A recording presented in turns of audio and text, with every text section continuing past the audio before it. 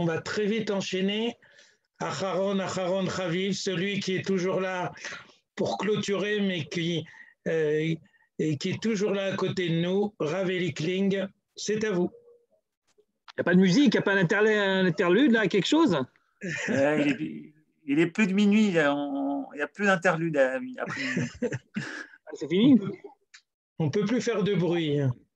Alors, donc, si je suis le dernier, qu'il est minuit et quart et que la tefila c'est à 5h30, j'ai donc le temps. Moi, je regarde, il y a écrit en bas 400, je ne sais plus combien de participants. Dès que je vois qu'il n'y a plus écrit que 2, j'arrête. Voilà. Mais il y en a 120 sur YouTube, Eli. Je n'ai pas compté cela. Ok, d'accord. 170 sur YouTube, 170. Ok, très bien. Et juste avant que tu commences, on dédie aussi l'Eilou Nishmat, ton shiur, au Rav Shlomo Ben Asher Lederer, et aussi l'Eilou Nishmat, Johanna Naomi, Bat Edith Yehudit, Johanna Seban Seligman. C'est également. Ok. Vous connaissez celle du zoo de Moscou, là, elle est connue. Ne me dites pas que vous ne la connaissez pas. Mais si, on la racontait à l'époque du communisme triomphant. À l'époque du communisme triomphant, on disait qu'à Moscou, il y avait un zoo particulier où le loup et l'agneau restaient ensemble dans une même cage. Tellement les soviétiques pensaient réellement, comme les gens de Sdom auxquels faisait allusion tout à l'heure Ethan, qu'ils vivaient l'époque messianique.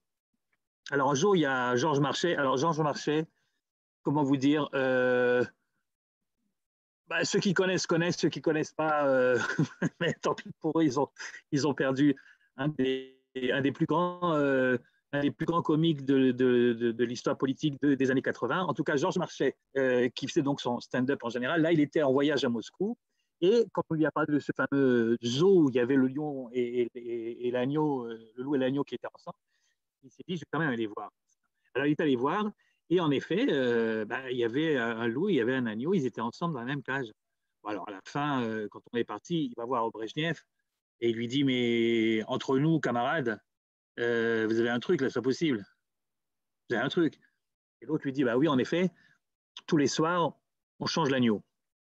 Alors évidemment, quand on a un espoir messianique, quelquefois, il peut être déçu. On peut tomber de très haut. Ben, c'est justement de cette fidélité, de cette confiance, de cette émouna, de laquelle je vous parlais maintenant, dans la mesure où vous êtes en forme pour m'écouter, parce que ça ne va pas être simple. Alors, la fable que je vais vous raconter, c'est une histoire talmudique qui s'appelle « Le puits et la taupe ». Le puits et la taupe, on dirait une femme de La Fontaine, mais en fait, vous allez voir, ce n'est pas très loin. Alors, c'est une histoire talmudique, mais vous ne la trouverez pas dans le Talmud. Mais c'est quand même une histoire talmudique. C'est-à-dire le Talmud en parle, mais ne la raconte pas. Et comment est-ce que nous, on la connaît? Eh bien, parce qu'elle a été racontée quelques siècles après. Donc, c'est une histoire qui s'est transmise de génération en génération de manière orale, jusqu'à qu'il y ait un bonhomme qui a décidé quand même de la mettre par écrit. Heureusement, il a pensé à nous. Alors, le type en question, c'est le Baal Haruch. Le Baal Haruch, comment vous dire, c'est un bonhomme qui habitait à Rome, et son vrai nom, c'est Rabbi Nathan. Et Rabbi Nathan, il est connu justement comme étant le Baal Haruch parce qu'il a écrit un bouquin qui s'appelle le Haruch. Alors, ce bouquin, c'est un bouquin qui est resté très populaire jusqu'à aujourd'hui, en fait, très, très, très spécial. Il a une histoire très spéciale, ce bouquin, dans la bibliothèque juive que nous connaissons, le Baal Haruch. Donc, c'est Rabbi Nathan ben Yechiel. Il est contemporain de Rashi, pour vous situer un petit peu, sauf qu'ils ne se sont jamais rencontrés parce que Rashi, il était à Troyes et Rabbi Nathan, lui, il était à Rome. Et donc, ils ne se rencontraient pas, mais ils savaient, l'un connaissait l'existence de l'autre. Ils sont nés pratiquement à 5 ans près, ils sont nés à la même époque, donc on parle du XIe siècle, vous voyez un petit peu le truc. Et c'est quoi le Haruch? Je vous le dis rapidement. Le Haruch, c'est un bouquin qui est en fait une sorte de dictionnaire. C'est par ordre alphabétique, mais il se compte, donc il prend les mots et les concepts à la fois bibliques, à la fois talmudiques, et il les explique. Alors, ce n'est pas évidemment un dictionnaire simple, ce n'est pas une traduction, c'est en même temps une explication du concept. une sorte d'encyclopédie, si vous voulez, avant la lettre. Mais très bien fait, donc c'est pour ça que tu as eu beaucoup, beaucoup de succès. Et donc le Harour, au mot Cheled, qui est en fait le masculin de Chouda, Chouda c'est la taupe, il nous raconte cette histoire, cette fameuse histoire du puits et de la taupe, qui est en effet mentionnée dans le Talmud, dans la Masechet Ta'anit, mais qui n'est pas racontée là. Alors bon, trêve d'introduction, que nous dit cette histoire-là? Si notre ami Johan est toujours éveillé, ce que je ne sais pas, parce que, ah ouais, je ne suis pas sûr, parce que comme il a enlevé sa caméra, et peut-être qu'il dort, ah non, il dort pas. Alors, oui, mais ici, un petit peu, parce que, ah si, c'est ça, oui, pardon, excusez-moi. Alors, suis avec moi dans le texte. Maaseh Beneara, Shaita Olechet Lebet Ima, donc c'est l'histoire d'une jeune fille qui se rendait chez sa maman, et Ta'ata Baderech. Et donc, elle s'est perdue en route, la pauvre. Et elle s'est perdue en route, et à un moment, elle marche, et elle a très soif. Évidemment, elle n'avait pas prévu de se perdre en route, donc elle n'avait pas amené la gourde qu'il fallait. Et donc, au bout d'un moment, elle a très soif, il fait chaud. Al-Rabelo Yishuv, elle se trouve comme ça, perdue dans une route qui ne mène à rien. Et puis, Kivan, chez Guia, les Khatsi Ayom, et puis il se fait dire midi, quoi, il fait chaud. Sam'a, elle a très soif, Verata Be'er, et elle voit tout d'un coup un puits, Ve'revel Sheldli Talou Yalea, et il y a un seau qui, avec une corde, est accroché à cette marelle, à ce puits. Alors, qu'est-ce qu'elle fait? Eh bien, elle décide de rentrer dedans, de rentrer dans le puits et de se désaltérer.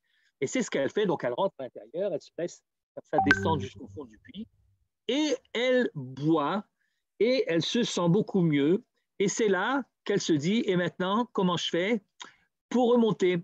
Elle aurait pu y penser avant, elle n'y a pas pensé avant, elle avait très soif, elle n'a pas pensé à autre chose, et voilà, maintenant, elle est au fond du puits, elle se met à crier, elle se met à pleurer, et heureusement, au bout de quelques temps, c'est pas écrit combien de temps, au bout de quelques temps, il y a un bonhomme qui passe, d'accord, il y a un bonhomme qui passe, לאחר ששתתה, ביקשה לעלות ולא יכלה, והייתה בוכה וצועקת, עבר אדם אחד ושמע קולה, et il a entendu cette voix qui venait du plus profond du puits. Vous imaginez que le bonhomme, il a eu un petit peu peur, quoi. Il s'est demandé qu'est-ce que c'est que cette voix qui vient du profond du puits? Est-ce que c'est vraiment un être humain? Ou bien peut-être c'est un démon, peut-être que ça veut dire des mazikines, peut-être que ce sont des êtres malfaisants qui sont dans les puits, vous savez, des monstres. Alors, Ahmad al-Beher, il n'arrivait pas à distinguer la jeune fille, donc il n'entendait que la voix, donc il ne savait pas ce que c'était. Amara, il lui a dit, Miat, qui es-tu donc? Mibne Adam ou Mina Mezikin? Et elle a répondu, mais non, Mibne Adam Ani. Je suis une jeune femme, quoi. Je suis une jeune femme. Amara, Shema Minaru Chotat. Peut-être que non, peut-être que tu es en fait un esprit malfaisant et tu es en train simplement de me jouer des tours et de ne pas révéler ta véritable identité. Amrala lui a répondu, non, non, non, non, non, tu te trompes. Amrala, eh bien, jure-moi que tu es vraiment un être humain. Eh bien, elle lui a juré. Amrala, Mativar. Alors, à ce moment-là, il a été plus ou moins convaincu. Parce qu'à l'époque, quand on jurait quand même, on jurait qu'on soit un être humain, qu'on soit un démon. Quand tu jures, tu as une parole. Il n'y a qu'une seule parole. Le démon, il n'a qu'une seule parole. Et l'homme aussi. Donc, quand elle a juré, ben, elle a juré et donc il l'a cru. Donc, il lui dit, OK, mais alors si tu es un être humain, qu'est-ce que tu fais dans un trou? Qu'est-ce que tu fais dans un trou? Si Pralet Kolamase, donc lui raconter l'histoire. Amarla, imanim ma'aleotach. Il lui a dit, bon, ok, je peux te sortir de là, mais si je te sors de là, est-ce que tu es prête à m'épouser? Complètement barjou, le bonhomme. C'est-à-dire, il ne la connaît pas, quoi. Il y a une seconde, il pensait que c'était un démon. Et voilà qu'il décide de l'épouser. Comme on va voir dans un instant, il n'avait pas vraiment l'intention de le faire, quoi. Il avait d'autres idées en tête. Amralo, Ken, ben évidemment, qu'est-ce que tu veux qu'elle fasse? Elle est au fond du puits. Elle lui a dit, ben, ce que tu veux, hein, ouais, je t'épouse, il n'y a pas de problème. Et là, il l'a fait monter. C'est là, Bikesh lehizdakek lamiyad. Et alors, finalement, heureusement qu'il est minuit et demi et que les jeunes enfants sont au lit. Et donc, parce que c'est un texte. Enfin bref, donc il lui dit allez, puisqu'on est d'accord de se marier, on va faire ça tout de suite. On va consommer, comme on dit. Amra, l'eau, elle lui a dit mais Zamata, d'où tu sors? T'es un juif, toi, d'où tu viens? Amar l'ami Israël, elle dit ouais, non, si, moi je suis un juif parfait, ouais, à Kol Beseder. Mais ma comploni Annie, je viens de tel ou tel endroit. Mais moi aussi, je viens de l'endroit. Et puis, franchement, c'est des gens, en général, dans la région là-bas, c'est des gens qui sont connus comme étant des gens bien. Et je ne comprends pas. Qu'est-ce qui te prend là? Qu'est-ce qui te prend? Qu'est-ce que c'est que cette histoire-là? Il n'y a que ton plaisir qui compte. Ah, ok, je t'ai promis qu'on allait se marier. On va pas se marier, mais on va faire ça comme des béadames. On va rentrer à la maison. Je te présente mes parents. On fait une choupa, on fait des kiddushin. Mais c'est je t'ai promis. Je pas. C'est d'accord, mais on fait ça dans les normes. Bon, ça l'a refroidi, le bonhomme. Hein. Bon, c'est pas ça qui l'intéressait, en fait, la vérité. Et donc, il lui répond, tu sais quoi, d'accord, ok, je viendrai, pas tout de suite, je viendrai plus tard. Alors, elle a senti qu'il n'était pas très,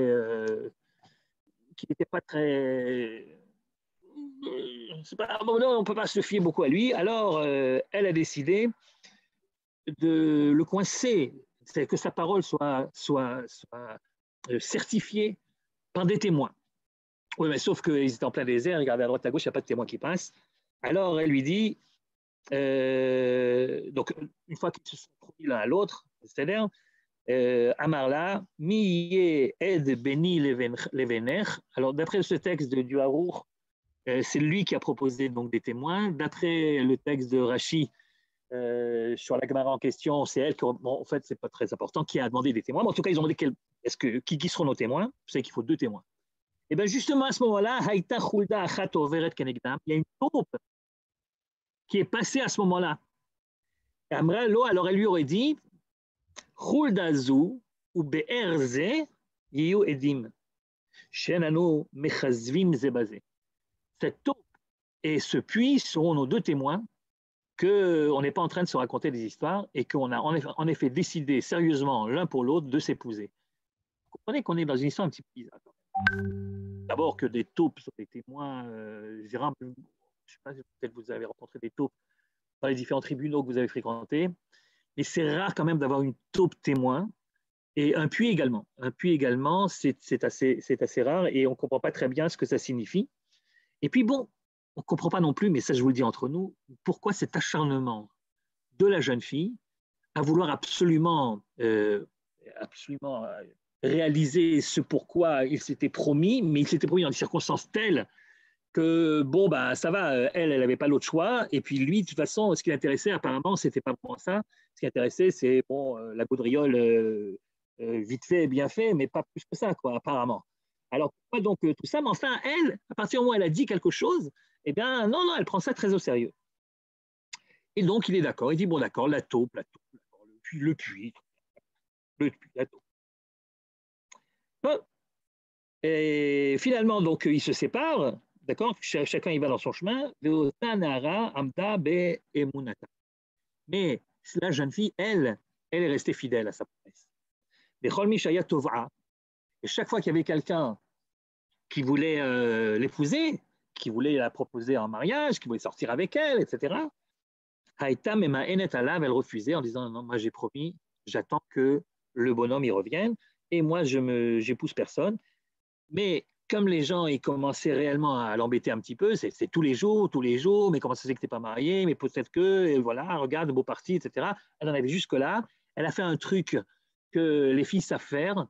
Elle s'est fait passer pour une folle, pour une malade, et donc les gens ont arrêté de l'embêter. Vous comprenez? Alors, la maladie qu'elle s'est inventée, c'est ce qu'on appelle, nous, l'épilepsie. C'est ça qu'elle s'est inventée, c'est comme ça qu'expliquent les commentateurs. Elle s'est fait passer pour folle, Mekarat el Gadea, elle faisait des crises, comme ça, elle déchirait ses vêtements. Ou bien, Kolmi Shaya Nogea Ota, et chaque fois qu'il y avait un qui voulait la toucher aussi, elle déchirait le vêtement. Jusqu'à ce que les gens ils s'occupent plus d'elle. Et elle a conservé l'alliance qu'elle avait avec ce bonhomme. Lui, de son côté, alors là, c'est vraiment pas son truc. Mais dès le jour où il s'est séparé d'elle, dès le jour où il l'a quittée pour rentrer chez lui,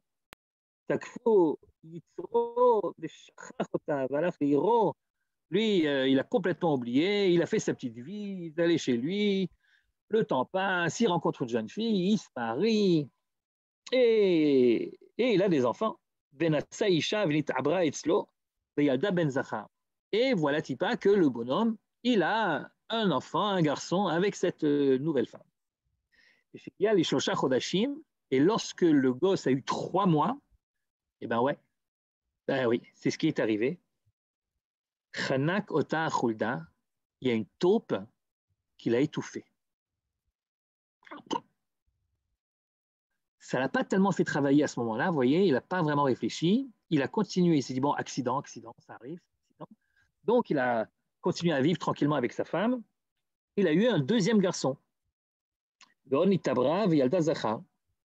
Et au bout d'un moment, quand le gosse a pu commencer à marcher, eh ben, il a trébuché dans un puits et il en est mort. Là-dessus, lui, il ne réagit toujours pas. Que les 2 témoins, ils ont fait ce qu'ils ont fait, lui, il ne réagit toujours pas. Par contre, sa femme lui dit, écoute, mon vieux, il y a quelque chose de bizarre dans ce qui nous arrive, dans notre malheur. Amralo ishto. Si mes enfants étaient morts de mort naturelle, comme meurent les gens en général, j'aurais dit, c'est un malheur, mais ça arrive. Ça arrive, j'ai rien contre, j'ai rien à dire, voilà, je peux rien faire, voilà, c'est comme ça. Mais maintenant, Arshav chez Metu Mita Meshuna, comme ils viennent de mourir d'une mort très bizarre, cette histoire, une taupe qui le mord, et puis un puits dans lequel il tombe, et quelque chose qui m'échappe. Peut-être tu me racontes qu'est-ce que c'est que cette histoire-là. Vous entendez le coq là? Alors c'est comme ça, depuis que je parle des taupes, il y a un coq qui appartient à un voisin qui ne veut pas se dénoncer le voisin.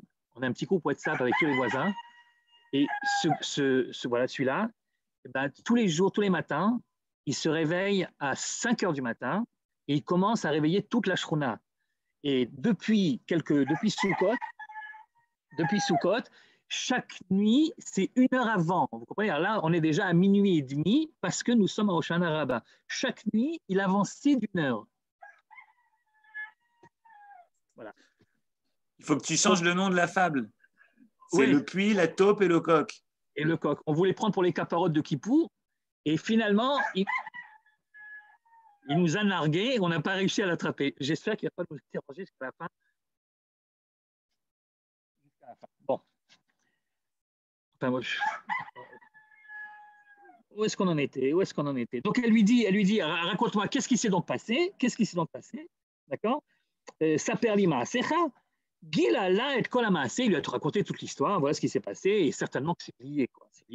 Alors, elle a tout de suite réagi de la manière la plus ferme possible. Elle lui a dit, si c'est comme ça, c'est plus de tout. Tu as une femme qui t'attend, je suis persuadé qu'elle t'attend encore, et toi, tu as osé fuir tes responsabilités, regarde ce qui nous est arrivé. Et donc, Nidgarsha, elle l'a viré de la maison, okay, ils ont divorcé, Ve'amra lo, et elle lui a dit, Lech etzel chelkecha, va voir celle qui t'est destinée. Shenatan lecha akadosh baruch hu, celle que Dieu lui-même apparemment t'a destinée. Il est parti. Alach ve'sha'al bi'ira, il est arrivé dans la ville de la dame. Il a demandé où habite cette jeune fille. Amrou lo nechpahi. Ils lui ont répondu, elle n'est pas bien. Elle a des crises. Vous savez pourquoi est-ce qu'ils... Bon, apparemment, c'est vraiment des crises d'épilepsie, machalat anefila.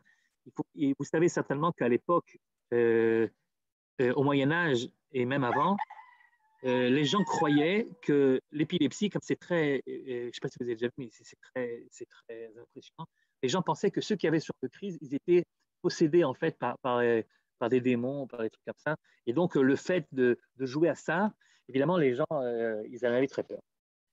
Un boulot, ils ont dit Nirtaï. Kol mi shetova, car des quatre salauds. Chaque fois que quelqu'un essaye de vouloir s'approcher d'elle, voilà ce qu'il lui fait, etc. Alors, le type, il n'a pas renoncé, il est allé voir le père de la jeune fille. Pire chouette qu'on l'a massé, alors il lui a tout raconté. Non, pardon, c'est le père qui lui a tout raconté. C'est le père qui lui a dit exactement quelle était la situation de la fille. Amarlo, kol mum sheba, anime kabel. Regardez le tchouba du bonhomme, c'est-à-dire, il y a encore quelques jours, il était complètement à côté, il n'a rien à faire de tout ça, mais là maintenant, il lui a répondu, mais quel que soit son défaut, c'est pour moi et je la prendrai, je l'épouserai. Je l'épouserai, quel que soit son état. Et Mid al-Avedim, alors ils ont fait une troupa, ils ont pris des témoins, des vrais témoins cette fois-ci, ok. Baetzla, et ils ont en effet vécu ensemble. Itrila la sot Kiminaga, elle n'avait pas reconnu que c'était lui, hein. Elle n'avait pas reconnu, donc elle continuait au départ à faire la faux folle. Si Perla, Maser Khulda va à bord, il lui a rappelé l'affaire de la taupe et du puits.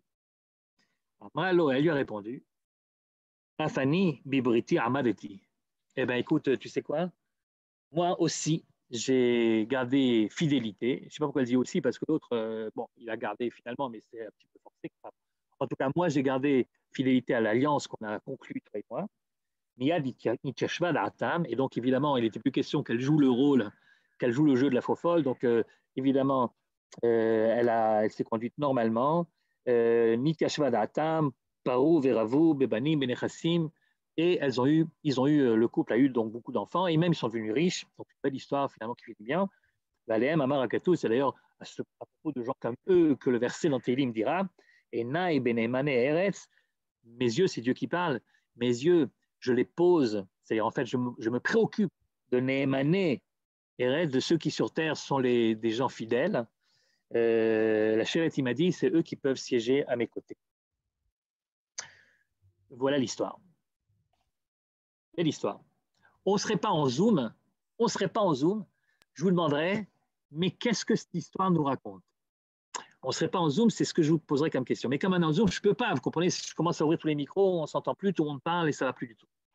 Donc, je suis obligé de vous raconter ce que j'en pense moi. Et la vérité, les différentes questions qu'il faut se poser, c'est évidemment, qu'est-ce que cette histoire vient nous apprendre? C'est une histoire de fidélité, on a bien compris, mais qu'est-ce que ça symbolise? Évidemment, d'abord les deux édimes, ces deux témoins très bizarres, cette taupe et ce puits, ça représente quoi? Et puis, qu'est-ce qu'on doit apprendre de cette histoire qui finalement nous semble... c'est une histoire de quelqu'un qui est fidèle et qui finalement elle a raison d'être fidèle. Bon, la vérité, si elle n'avait pas été fidèle, elle aurait eu des circonstances atténuantes, je pense que personne n'en aurait voulu vraiment. Et donc, on ne comprend pas très bien qu'est-ce que le Talmud vient ici nous expliquer. Alors, j'ai dit encore une fois le Talmud, je vous dis que le Talmud n'en parle pas. Alors, il en parle ou il n'en parle pas. Ben, on va lire ensemble, vous allez voir le passage talmudique qui fait référence, vous allez comprendre. Ça se trouve en effet dans Ta'anit. Ta'anit, vous savez, c'est cette Masechet qui parle des problèmes de sécheresse, quand il n'y a pas d'eau, quand il n'y a pas de pluie, qu'est-ce qu'on fait? On jeûne, on prie, etc., etc. Et bien, dans la Masechet Ta'anit, au début de la Masechet d'Afret, Amud Aleph, il écrit les choses. Amar Ravami, En Geshamim Yordim et la Bishvil Baalei Emunah. D'abord, s'il y a des pluies sur terre, c'est parce que le monde, heureusement, il a des gens qui sont des croyants, qui ont la Emunah, qui ont la foi, et c'est pour ça que la pluie tombe. La pluie tombe grâce à ce genre-là, grâce aux gens qui ont de la Emunah. Chez Nehemar, comme il écrit, Emet Me'eretz Titzmach, que la vérité germe depuis la terre, Ve'tzedek Mishami Nishkaf, et que se reflète au ciel, lorsqu'il y a de la vérité sur terre, au ciel se reflète Nishkaf, le tzedek, c'est-à-dire la justice. Autrement dit, lorsqu'il y a quelque chose d'authentique qui se passe là-bas, et ben en haut, il y a une sorte de reflet de tout ça, et donc, Vamar Raviami, et le même Raviami dit, Bour e kamagdolim balemuna. Regarde la force des gens qui ont la émouna, qui ont la foi, qui ont cette... Alors, la foi, émouna, c'est émouna. C'est difficile à traduire émouna. C'est à la fois la foi, à la fois la fidélité, à la fois la certitude, l'espoir, enfin, ce que vous voulez. Alors regardez, nous dit Ravami, regardez la force que peuvent avoir les gens qui ont la Emouna. Poré Kamakdolim Bal Emouna, Minaïn, d'où je le sais, où j'ai une illustration de tout ça, Michulda Ubor, de la fameuse histoire, dit-il, de la taupe et du puits. Et pourquoi de là tu peux apprendre la force de la Emouna? Parce que raisonnement par Kalvachomer, raisonnement par fortiori. Si déjà quelqu'un qui n'avait pu faire confiance qu'en une taupe et un puits, car finalement ça se termine comme ça, donc à plus forte raison, celui qui a la Emouna en Dieu lui-même, bien entendu que ça se terminera bien. Et de là, tu vois que l'histoire du puits et de la Khouda, c'était une histoire que les gens se racontaient, quoi. Tellement connue qu'on n'a même pas besoin de la raconter. Il suffit de dire le titre et tout le monde sait. Comme si je vous disais, comme dans le lièvre et la tortue, et on sait tout. Ouais. Et Rashi, d'ailleurs, sur place, alors le Rashi de Tanit, on n'est pas sûr que c'est vraiment Rashi, hein, on ne sait pas trop. Enfin, bon, c'est Rashi. Alors, Rashi là-bas, il raconte en gros l'histoire, on ne va pas le relire parce qu'il y a quelques petits détails qui changent par rapport au Harouf. Enfin, c'est plus ou moins la même histoire. Qu'est-ce que ça représente une taupe? Qu'est-ce que ça représente un puits?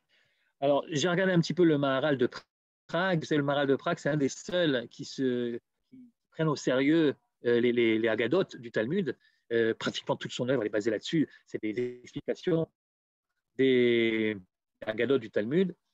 Et donc, il nous raconte, le Maharal, que la taupe, ça serait le symbole masculin, je suppose parce qu'il creuse, il avance, etc. Et le puits serait le symbole de la féminité, parce que, je suppose, parce que c'est profond, parce que, voilà, Nekeva, c'est de Nekev, qui veut dire un orifice, un trou, etc. Dans l'image, pas seulement du Maharal, mais en général, ce qui est Zachar, c'est en général symbole de celui qui donne, et ce qui est Nekeva, c'est en général symbole de celle qui reçoit. Et une fois qu'il dit ça, le Maharal, que tu as ici deux témoins, un qui représente le principe féminin et l'autre qui représente le principe masculin, tu n'es pas beaucoup plus avancé que ça, quoi. En tout cas, c'est une question de fidélité, parce qu'après le contexte de la Gemara, on va passer à Balé Emouna. Donc, apparemment, ce que l'histoire veut te raconter, c'est la force de la Emouna. C'est la force de la Emouna. Et en effet, je suppose que ça signifie que, regarde, cette jeune fille, elle aurait pu, depuis longtemps, dire, bon, allez, laisse tomber, de toute façon, apparemment, il m'a oublié, et puis on s'est promis, mais bon, étant donné les circonstances, ce n'était pas vraiment une vraie promesse, et il s'en fout, lui, tu vois bien qu'il ne revient pas. Eh bien non, au risque de rester jeune fille toute sa vie, de ne pas épouser personne, elle dit non, finalement, le type, il a juré, ça viendra, et puis il y avait des témoins, et je crois aux témoins. Les témoins, ils ne vont pas laisser les trucs pareils. Et c'est des garants, en fait, ce n'est pas des témoins, c'est des garants. Et ils vont certainement faire ce qu'ils doivent faire. Et donc, elle attend avec beaucoup de émouna, et finalement, elle finit par avoir beaucoup d'enfants, être riche, et voilà, et tout se passe. Donc, c'est une histoire d'émouna qu'on vient de raconter ici. Il y a pas mal d'histoires d'émouna dans le Tanakh, bien sûr. Et quand je dis l'histoire d'émouna, c'est l'histoire de gens qui auraient pu sombrer dans un désespoir parce que le temps a passé, parce que rien ne se passe, justement. Et puis, malgré tout, ils tiennent avec force à l'espoir qui est basé sur une promesse, en général une promesse divine, mais pas que. Et donc, ils finissent par tenir bon jusqu'au moment où, en effet, ils se disent j'ai bien fait d'attendre. C'est un thème qui revient très souvent dans le Tanakh, mais c'est un thème qui revient aussi dans l'histoire juive, bien sûr, bien sûr. À quoi vous pensez? À quoi je pense? Pas au niveau de l'histoire juive, au niveau du Tanakh, au niveau de l'histoire, dans Bereshit, tu as plusieurs histoires comme ça. Il y en a une particulièrement qui est très jolie, que j'aime beaucoup, c'est celle de Yaakov Avinu à la fin de sa vie. Vous connaissez cette histoire-là? Si vous connaissez cette histoire-là. On est dans la paracha de Vayechi. On va demander à notre ami Yohan de nous remettre la feuille, où vous voyez donc ce que nous raconte la Torah à la fin de la paracha, à la fin du Chumash Bereshit, donc paracha de Vayechi, lorsque Yaakov est à 2 doigts de mourir. Alors regardez voir, c'est le chapitre 48. Vous l'avez? Non, vous ne l'avez pas parce que ce n'est pas sur le truc. Bon, si ça vient. Oui, non, parce que j'ai commencé après, j'ai laissé tomber le 47, je suis arrivé au 48, donc juste un petit peu en dessous. Voilà, très bien, un petit peu en dessous. On va remonter après, voilà, très bien. Après les choses qui ont été racontées précédemment, donc, on dit à Yosef, tu sais que ton père est malade, Alors, il venait ni deux, Yosef, qui est le vice-roi d'Égypte, hein, il amène ses deux enfants et ils vont faire une visite, sans doute la dernière, à Yaakov, leur père.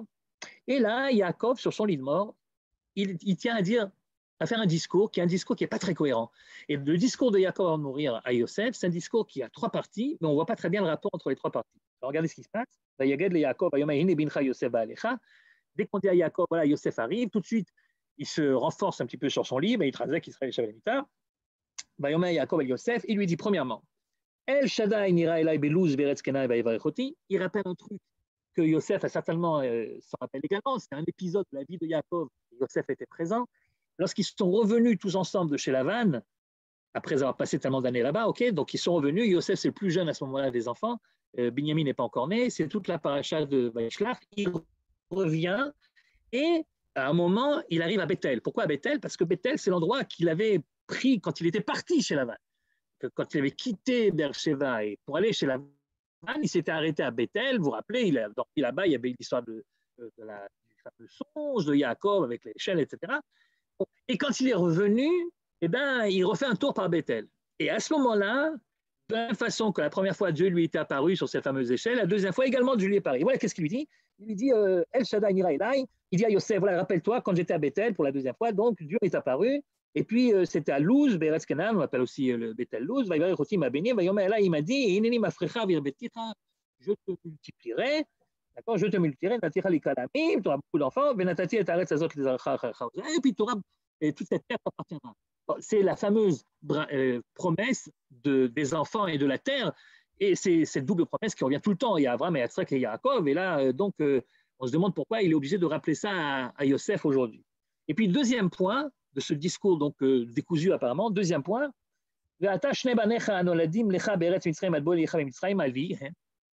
eu deux enfants pendant que je savais pas que tu étais en Égypte et je savais pas que tu étais vivant, quoi. Tu as eu deux enfants, un qui s'appelle Ephraim et un qui s'appelle Ménaché. Eh bien, Sphir-toi, qui Reuven et Shimon et Yuli, pour moi, ce sera comme Reuven et Shimon. Attention, quand le patriarche dit Ephraim et Ménaché, c'est comme Reuven et Shimon, c'est pas n'importe quoi. Ça veut dire, ça a des conséquences ilchatiques. Ça veut dire qu'il y a plus de 12 tribus, il y a 13 tribus. La tribu de Yosef se divise en deux, Ephraim et Ménaché, il y a 13 tribus. Quand ils hériteront, donc les tribus d'Israël hériteront d'Eretz Israël, eh bien, ça sera divisé en 13 parties et pas en 12. Enfin, finalement 12, parce que Lévi n'en prend pas, mais il y aura donc Ephraim et Ménaché qui sont la double tribu de Yosef. Et donc, on a rajouté une tribu. Attention, ce n'est pas juste, pour moi, ils sont aussi importants que Ephraim, que Reuven et Shimon, c'est vraiment comme si c'était mes enfants.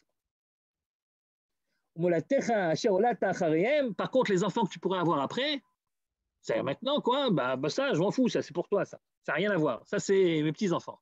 Par contre, Ephraim et Ménaché, c'est comme si c'était les miens. Et puis, dernier point. Donc, premier point, Dieu m'a promis, quand je suis revenu de Bethel, que j'aurais une descendance et que la terre m'appartiendrait. Okay. Deuxièmement, sache que Ephraim et Ménaché, c'est comme pour moi Reuven et Shimon. Et puis, troisièmement, il lui rappelle un épisode tragique que Yosef, évidemment, connaît par cœur, puisque c'est un truc tellement tragique. Il voit sa mère mourir en donnant naissance à son frère Binyamin. Et ce même jour, la mère meurt, la mère que Yosef, évidemment, aimait tellement. Évidemment, il se rappelle très bien cette scène-là. On se demande pourquoi Yaakov est obligé de rapporter cette scène-là juste maintenant. Quel rapport avec la vie de Yaakov qui s'achève maintenant et quel rapport avec les deux points précédemment cités?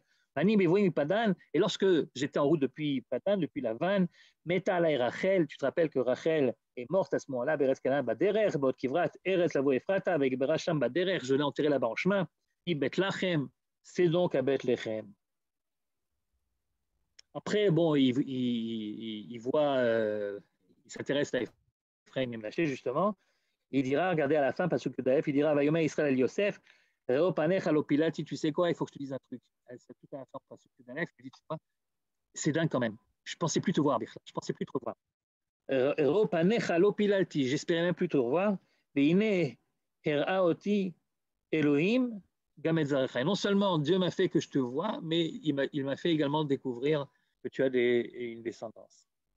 Quel est le rapport entre ces trois points? Pourquoi est-ce que Yaakov, avant de mourir, il rappelle ces trois points? Alors, comme vous savez, Rashi, à propos de l'affaire de Rachel qui est morte en chemin, Rachid dit c'est parce que Yaakov vient de demander à Yosef de l'enterrer à Hebron, Marat Marpella, avec toutes les difficultés que ça peut avoir. Et Rachid dira, eh ben comme il sait, Yaakov, il est en train de se dire, ouais, mais je dis ça à Yosef de faire des pieds et des mains pour m'enterrer là-bas à Hebron, alors que sa propre mère, quand elle est morte à Bethléem, qui n'est pas très loin de Hebron, comme on sait, hein, c'est quelques vingtaines de kilomètres, eh ben, je ne l'ai même pas amené là-bas. Et moi, je lui demande de faire un truc que je n'ai pas fait pour sa mère. Il doit certainement avoir quelque chose contre moi. Et donc, je lui dis, tu sais quoi, je te rappelle comment elle est morte. Hein. Elle est morte en chemin, et qu'est-ce que je fasse? Je ne pouvais pas faire autrement. C'est ce que dit Rachid pour expliquer pourquoi est-ce qu'il rappelle cet épisode tragique de la mort de Rachel à ce moment-là. Mais la vérité, ça ne rentre pas dans le texte, que dit Rachid. Parce que dans ce que je viens de vous lire là, dans cette rencontre, cette dernière rencontre entre Yaakov et Yosef, il n'y a pas du tout la demande de Yaakov d'être enterré à Hebron. Cette demande de Yaakov d'être enterré à Hebron, elle a eu lieu, mais elle n'a pas eu lieu maintenant pendant cet épisode, cette rencontre ultime entre Yosef et Yaakov. Ça a été dit bien avant. Le texte qu'on vient de lire, il commence par Vaï, après ce qui est arrivé précédemment. Ce qui est arrivé précédemment, c'est quelques mois avant. Et en effet, c'est le début de la paracha de Vaïchi, donc c'est le chapitre d'avant. Et là-bas, on nous dit en effet dans le texte, Vaïchi, Yaakov, que Yaakov avait donc vécu 17 ans là-bas, donc on est dans la 17e année, autrement dit, la 147e année de Yaakov, c'est la dernière année de sa vie, donc c'est quelques mois avant. Et là, il n'est pas malade, Yaakov, il n'est pas malade.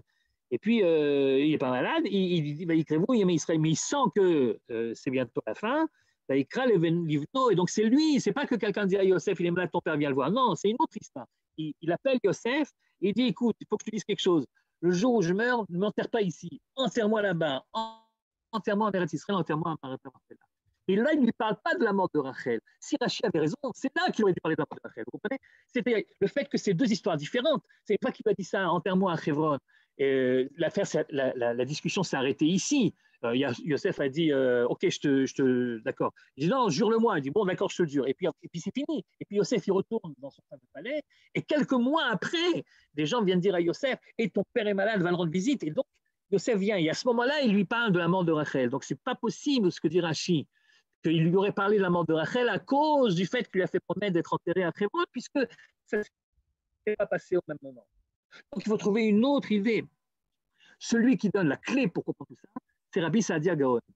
Rassag, en un seul mot, donne un sens à cette dernière rencontre entre Yaakov et Yosef. Qu'est-ce que dit Rassag? Regardez, c'est la dernière ligne du Makor. Rabbi Saadia Gaon, à propos de ce que dit Yaakov et Yosef, et moi, Vani, Bevoimi Padan, lorsque je revenais de Padan, lorsque je revenais de Lavan, elle est morte en route, Rachel. Rassag dira, Vani Bevoi, Aval Ani Bevoi. Il dira simplement, il rajoute juste un mot, Rabbi Saadia Gaon, il dira, Aval Ani Bevoi, mais cependant, lorsque je suis rentré, et voilà ce qui s'est passé. Et ce mais, qui n'est pas écrit dans le texte, mais que Rabbi Saadia Gaon croit pouvoir lire dans le texte, nous donne la clé pour comprendre tout ça, et c'est une grande leçon d'Emouna. C'est une grande leçon d'Emouna. Et tout d'un coup, tu comprends le rapport entre les trois parties du discours de Yaakov. Yaakov, en fait, au moment où Rachel meurt, il est en pleine crise de foi. Enfin, crise de foi, vous voyez ce que je veux dire. Une crise d'Emouna. La crise d'Emouna de Yaakov, c'est pas seulement parce que sa femme chérie meurt, évidemment, c'est une tragédie. Mais il y a quelque chose de plus grave encore, si possible, c'est que quelque temps avant, dans la même paracha, Dieu lui a promis, tu auras d'autres enfants. Il ne lui a pas dit comme à Abraham, je ferai de toi un grand peuple. Il a dit, Pré-Urvé, tu auras, toi, Yaakov, d'autres enfants. Or, Yaakov regarde autour de lui, et parmi ces 4 femmes, il n'y en a plus qu'une qui est capable de donner d'autres enfants, qui peut encore donner des enfants, et c'est Rachel. Rachel est enceinte déjà de Binyamin, et donc évidemment, ce n'est pas de Binyamin que Dieu parle en disant « tu auras encore des enfants ». Celui-là, il est déjà en route. Donc il se dit à Yaakov, après Binyamin, j'aurai d'autres enfants. Avec qui? Avec Rachel, avec qui d'autre? Voilà que Rachel donne naissance à Binyamin, et au même moment, elle meurt. Et à part la douleur énorme de la perte de Rachel, sa femme préférée, à part cela, il y a un problème d'émouna énorme chez Yaakov. Il aurait encore des enfants. Comment donc va-t-elle se réaliser? Et avec qui? Et Yaakov fait ce qu'un homme qui a une émouna doit faire. Il se tait et il attend patiemment, comme la femme de l'histoire de tout à l'heure, avec le puits et avec la taupe. Il se tait et il attend patiemment. Le silence de Yaakov au moment de la mort de Rachel est impressionnant. Yaakov, c'est un homme qui extériorise ses sentiments. Vous l'avez entendu pleurer lorsqu'il a cru que Yosef était mort, inconsolable, porte le deuil, etc. Et ici, elle meurt, Rachel, et il ne dit rien, il ne pleure pas. Il ne pleure pas parce qu'il a à l'intérieur de lui-même une tempête énorme. Il a un problème de Emouna, il se dit mais qu'est-ce qui se passe là alors? Et qu'est-ce qui se passe?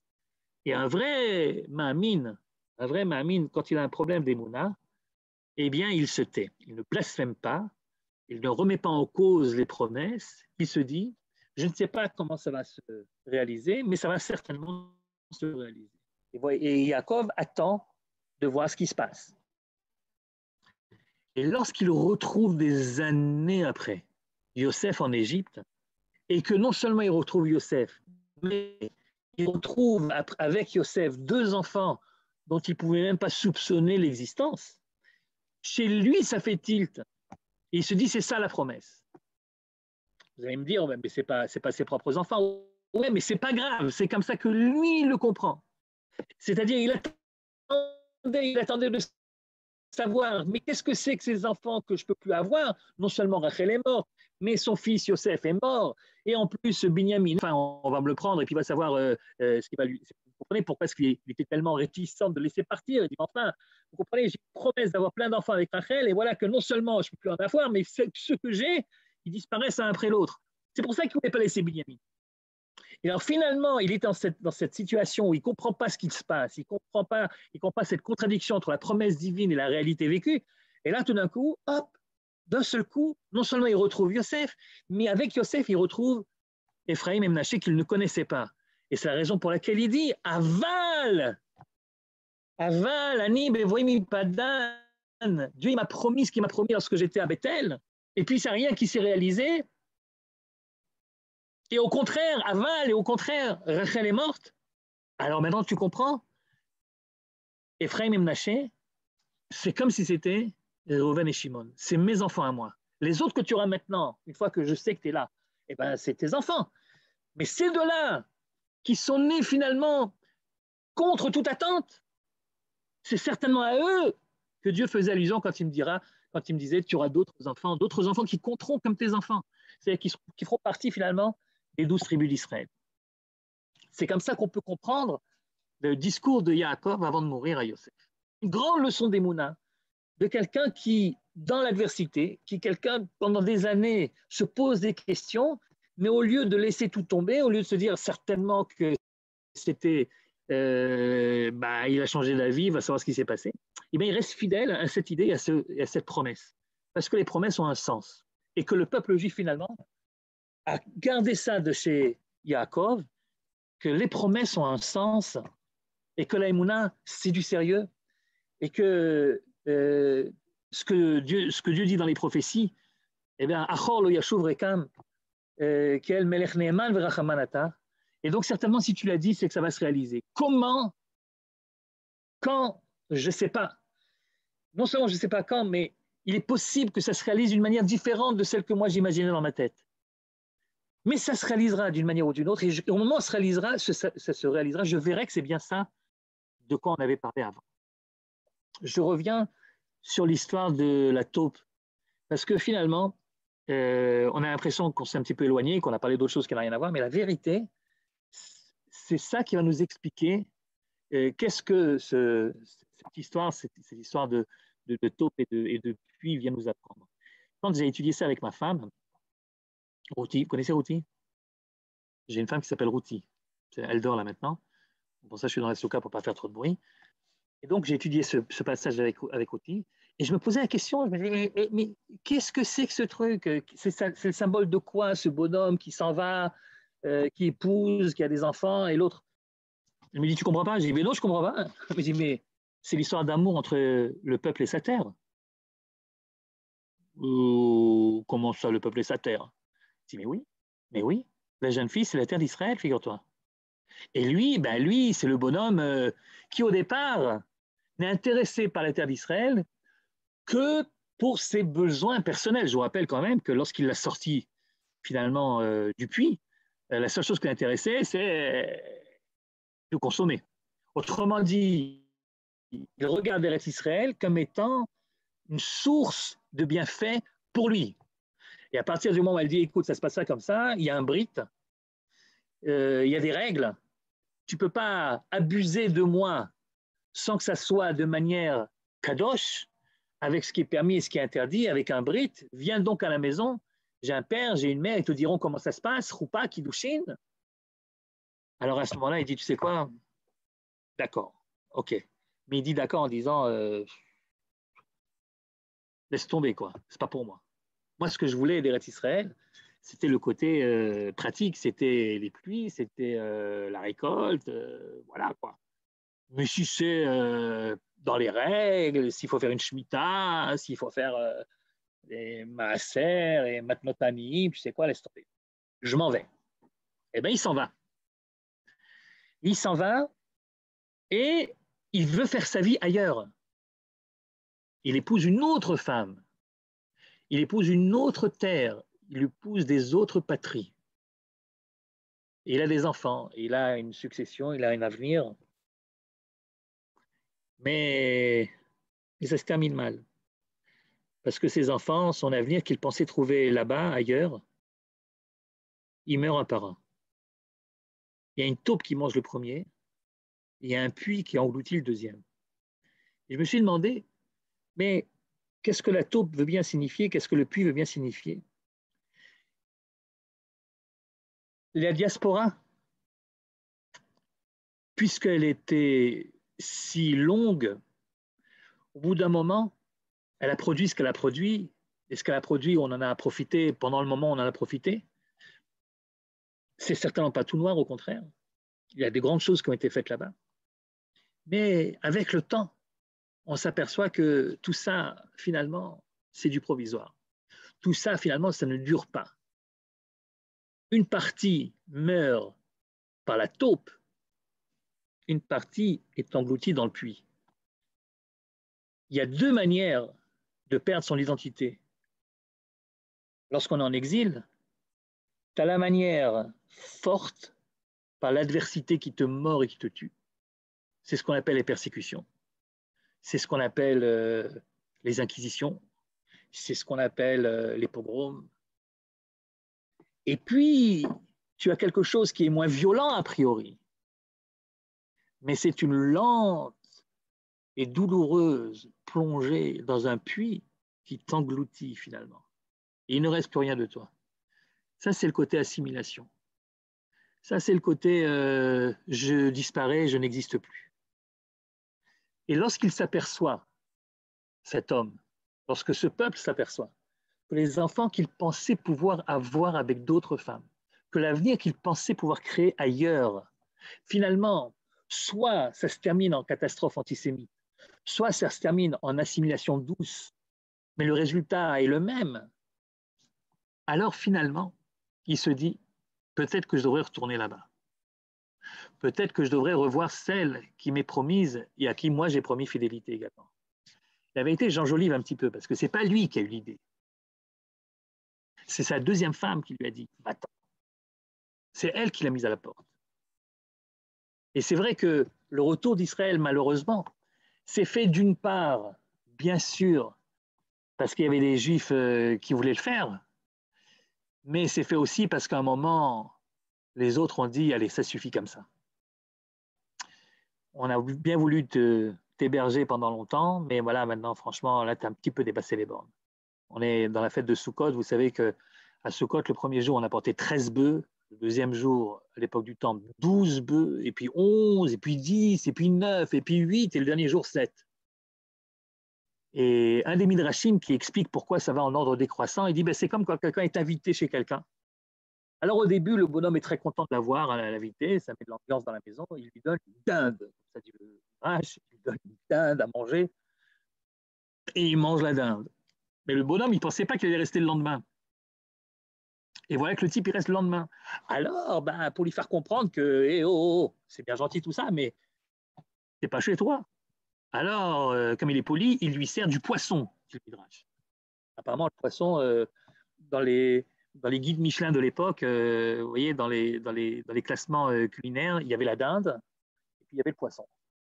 Et ensuite, je vous passe sur les détails, mais au fur et à mesure, donc, ça se rétrécit, puis à la fin, il lui donne des petits pois. Des petits pois, pour lui dire, tu as compris le remède ou tu n'as pas compris le remède? À un moment, il faut quand même se poser la question, à quel stade on en est? Est-ce qu'on est au stade de la dinde ou bien est-ce qu'on est déjà plutôt du côté du petit pois? Et donc, au bout d'un moment, c'est la jeune dame qui l'a adopté, ils sont ils ont des enfants ensemble, hein, ils ont fait toutes sortes de choses ensemble, ils ont fait de la judéo-française, judéo-allemande, judéo-arabe, ils ont fait toutes sortes de judéo quelque chose. Ils ont donc produit des enfants ensemble. Ouais, sauf que ces enfants, ils ont fini par s'assimiler ou par être tués. Alors, maman, elle lui dit, allez, rentre chez toi. Rentre chez toi. Et là, il rentre. Et quand il rentre, il arrive à retrouver celle à qui il avait juré fidélité, sauf que elle n'est plus tout à fait normale. Elle n'est plus aussi belle qu'avant. Quand elle est sortie du puits, elle était jolie. Écoute, il y avait de quoi faire. Mais là, maintenant, elle est folle. Personne ne peut s'approcher. Dès que quelqu'un s'approche, hop, il se fait avoir. Elle le tabasse. Il n'y arrive pas. Les autres prétendants n'arrivent pas. La terre qui était si belle, tout d'un coup, devient complètement impossible à cultiver. Un vrai marécage. Comment il dira Mark Twain ou Chateaubriand, l'un des deux ou les deux ensemble. Je suis parti depuis Jaffa et je suis arrivé jusqu'à Haïfa et j'ai trouvé personne sur le chemin à part un âne et un arabe par-dessus. Où est passée la splendeur placée d'Israël? Où est passée la grandeur du royaume d'Israël? La terre en question est devenue folle, plus rien à en tirer. Et c'est là la vraie tchouva, de celui qui a mis tellement de temps à se rendre compte qu'il a manqué à sa fidélité. Alors il dira à son père, le père qui décide de tout ça, il lui dira, comme elle est, je la prends. Comme elle est, je la prends. Même si elle est folle, même si je ne peux plus rien obtenir d'elle, je la prends quand même, parce qu'elle m'est promise et je lui ai promis fidélité. Et elle était tellement fidèle, que qui suis-je moi pour manquer à cette parole que j'ai donnée à l'époque? Et donc, par la force de cette alliance retrouvée, voilà qu'il la prend telle qu'elle est. Et que les pionniers, quand ils arrivent, ils trouvent une terre qui est déserte, qui est marécageuse, où il n'y a plus rien. Ils la prennent quand même, telle qu'elle est, je la prends, avec tous ses défauts. Et quand elle s'aperçoit qu'il tient vraiment à elle, non pas pour ses besoins primaires, non pas pour ses pulsions comme à l'époque, non pas pour en tirer tout le bien qu'elle avait déjà, mais parce qu'il est prêt, par amour de la promesse, il est prêt à s'investir complètement et à rester avec elle, même si elle n'est pas la plus belle de toutes les femmes, alors seulement elle se dévoile à lui, parce qu'elle n'attendait que ça en fait, parce qu'elle attendait que son retour. Et dès qu'elle s'aperçoit que c'est bien lui qui revient, alors tout d'un coup, elle se donne à lui. Elle n'est plus folle du tout, et de manière tout à fait incroyable, je suppose, pour les gens qui la connaissaient depuis des années, qui la voyaient absolument intouchable, absolument impossible à approcher, tout d'un coup, ils voient ce couple qui réussit tellement bien, qui se multiplie, comment dit le texte là-bas, rappelez-moi, et tu auras des enfants, et ils ont eu des enfants, et ils ont eu des biens. C'est-à-dire non seulement il y a de plus en plus d'enfants au niveau de la population, mais également au niveau de la qualité de vie, au niveau des réussites économiques. En quelques années, voilà que ce couple retrouvé, le peuple et sa terre, sont porteurs de fruits magiques. Belle histoire, et peut-être en effet, c'est ça que la Gemara veut nous dire. Mais bon, vous allez me dire, ouais, mais toi tu mets du sionisme un peu partout, tu regardes tout avec Eretz Israël, Eretz Israël. Mais vous savez ce que j'ai retrouvé finalement quand elle m'a dit ça, ma femme? J'ai relu le texte et j'ai trouvé qu'il y avait un remèze, il y avait une allusion que c'est bien ça le pshat du texte. Parce que si vous regardez la fin de l'histoire, je ne sais pas si Yohan peut la remettre ou pas, mais ce n'est pas grave, sinon je vous la lis. La fin de l'histoire. Dernière phrase.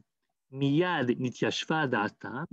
Et donc, une fois qu'elle s'est de nouveau dévoilée à lui, ils se sont calmés tous les deux. Ou paro, verrez-vous, ils ont eu des enfants. Bebanim, venechassim, et des enfants et des biens. D'alem amarakatuv. Et c'est à propos d'eux que le verset est écrit. Et parmi tous les versets possibles, vous comprenez que pour dire qu'ils ont eu des enfants et qu'ils ont eu des biens, on aurait pu prendre n'importe quel verset. Il y a tellement de versets qui parlent de ça, de la prospérité, etc.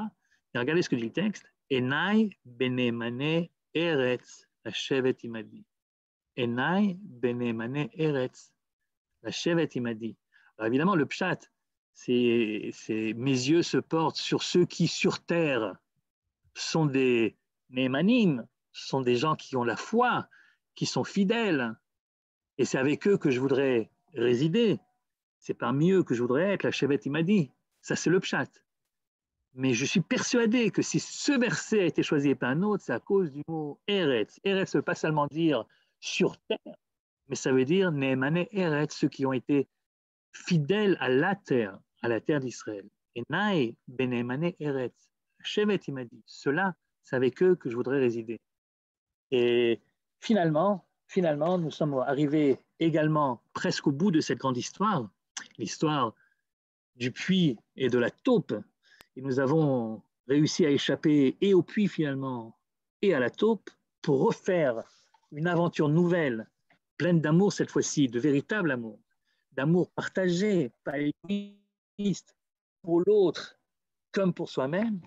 Et c'est donc cette rencontre qui est devenue si productive, si réussie entre elle et nous, au point où on n'attend plus que la dernière partie du verset, la Shevet Imadi, que la Shrina, voyant que le Brit, voyant que cette alliance a tenu par mont et par veau, par puits et par taupe, et est arrivée finalement jusqu'à destination, alors oui, il viendra également la Shevet Imadi, Besukat Oro Shel Leviatan, que ça soit le plus vite possible. Chag Sameach à tout le monde. Chag Sameach, Eli. Merci encore, comme toujours. Tu conclus devant plus de 450 personnes qui sont restées réveillées pour t'écouter. Chazak. Ils sont sympas comme ça.